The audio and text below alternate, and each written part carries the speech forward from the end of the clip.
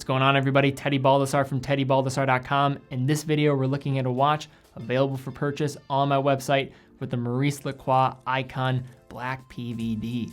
So if you have any questions about this piece, link in the description to see more details on the product page. But in addition to that, also a place to book a call with me personally to chat through your next purchase. If you have any questions about this watch or any other watch on the site, would love to chat with you. And also just guys, just don't hesitate. I love doing these calls, so definitely do it. So guys, let's take a closer look though at this watch. Now first looking at a rundown of the specs, we have a case size of 42 millimeters, thickness of 11 millimeters, lug to lug of 47 millimeters, water resistance of 200 meters, movement is an SW200, crystal is sapphire, price we're looking at $1,990. But if you are a first-time customer and you use promo code FIRSTORDER, you can get a discount off this watch as well as other select brands on the site. So on this channel, I've already reviewed the smaller case size 39mm variant of this watch. So if you've not seen that video, I can link to it in the description down below. I also have a playlist page where you can look at all the different reviews of different brands on my site. So however, the one model that we have here today, I think is perhaps maybe one of the best looking, if not the best looking Aikon model out there. This thing looks crazy sleek. It offers a very strong deviation, I think, from the land of being heavily inspired by, say, some of the higher horology pieces, and I think stands on its own a little bit more from the design point of view. So first, a little backstory on Maurice Lacroix. So they are a Swiss brand that started back in 1975, relatively younger in terms of the world of watchmaking, and is known for creating great value for money timepieces on the more attainable end of their catalog, while also producing over a dozen in-house calibers and some unique ones at that within their masterpiece collection. This Aikon Black calls home within the Aikon family, which has undoubtedly become the best seller for the brand, being a highly finished piece with nice specs in a design format that is typically seen for multiples of the price. Now first looking at this piece on the wrist, we have a case size of 42 millimeters and a thickness of 11 millimeters, which is pretty solid when you're looking at that kind of comparison there, and also pretty wearable lug to lug at 47 millimeters.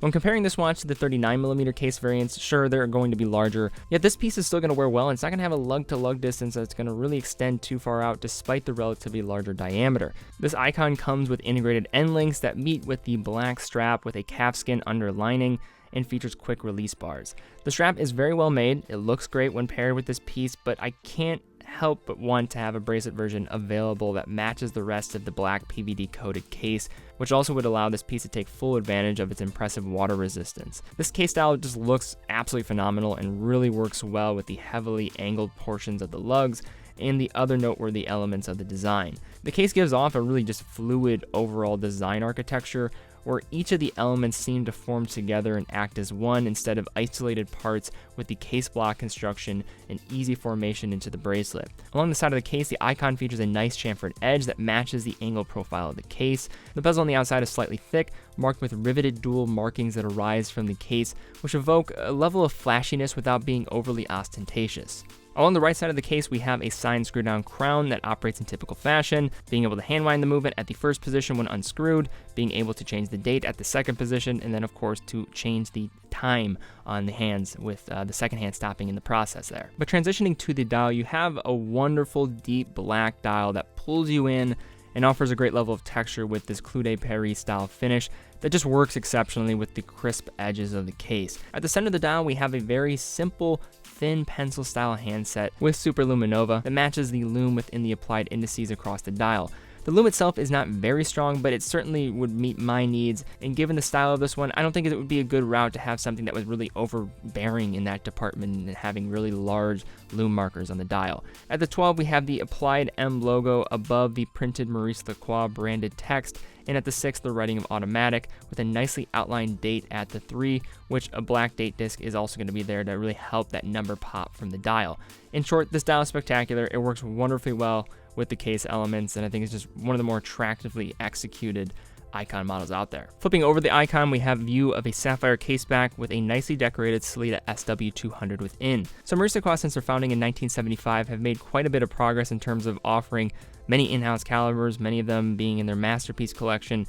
However, even in the cases where they're maybe not placing an in-house caliber within one of their watches, they do deliver on ensuring that they're not just slapping any untreated movement in terms of just decoration and performing out of the box spec. The 4Hz 28,800 vibration movement here features 26 joules, offers a 38-hour power reserve, and gets a nice boost in its decoration, featuring blued screws, Prologed finishing, and a Côte de Genève finish on the rotor. And all things considered here, I think this is a nice looking movement. And whenever looking at the Aikons, I think that there's always important context to lay out. In some of the cases, yes, you're getting amazing finishing, I think, for the price. These are really well made watches for the money.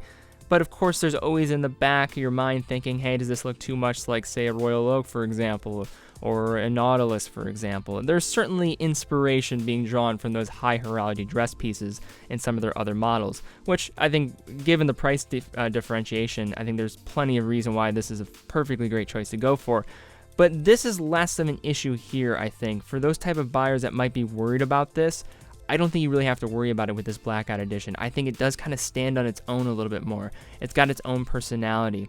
I think in the future, I'd love to be able to see some bracelet versions available for this piece, but this considered, I think this is a fantastic looking piece and a great option for those that want something of this styling. So guys, thank you again so much for watching. Thumbs up, subscribe, hit the bell icon. Also, if you are in the market for this watch, hit the links in the description. Don't hesitate to actually book a call with me. Would love to talk through a purchase of this watch or any other watch on my website. I've really been enjoying that feature of actually booking calls with people, so definitely take advantage of it. So guys, thank you again so much for watching. Be well, and I will see you all very soon.